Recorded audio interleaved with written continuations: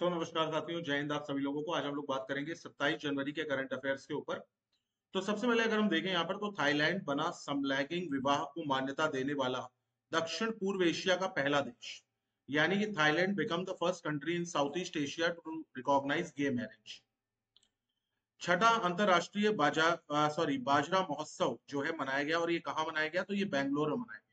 ठीक है। Sixth international millet festival कहाँ मनाया गया? बैंगलोर, कर्नाटक।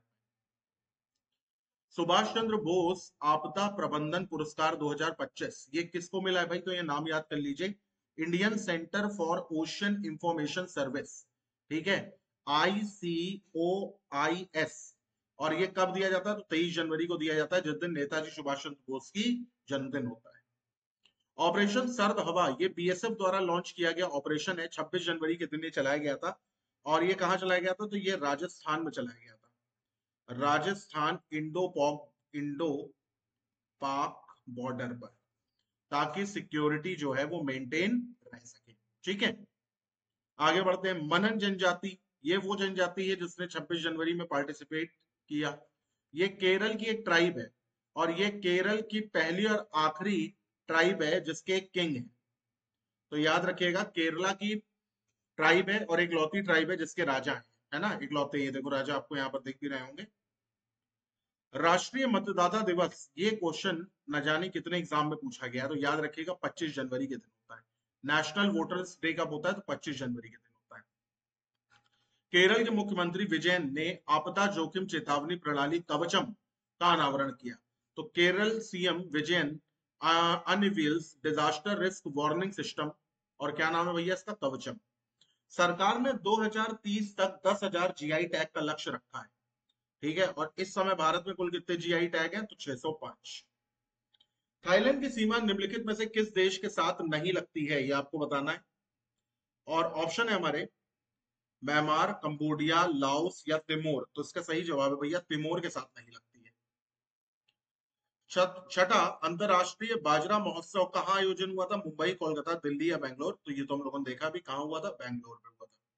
सुभाष चंद्र बोस आपदा प्रबंधन पुरस्कार किस संस्था को दिया गया है? इसरो को दिया गया है, DRDO को दिया गया, या INCOIS को दिया गया, नीति आयोग को? तो INCOIS को दिया गया, Indian national centre for ocean information system. यहाँ पे नेशनल नहीं लिखा था क्या मैंने?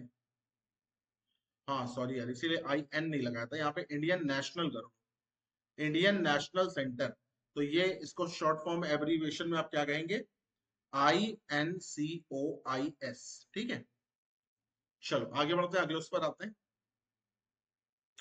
नेक्स्ट क्वेश्चन हमारा क्या कह रहा है? ऑपरेशन सर्द हवा का मुख्य जो उद्देश्य है वो क्या था? ट्रेनिंग प्रोवाइड करना, एग्रीकल्चर डेवलपमेंट को, trade on border, preventing undesirable activity on border, protecting citizen from cold winter. तो सीमा पर अवांछनीय गतिविधि को रोकना।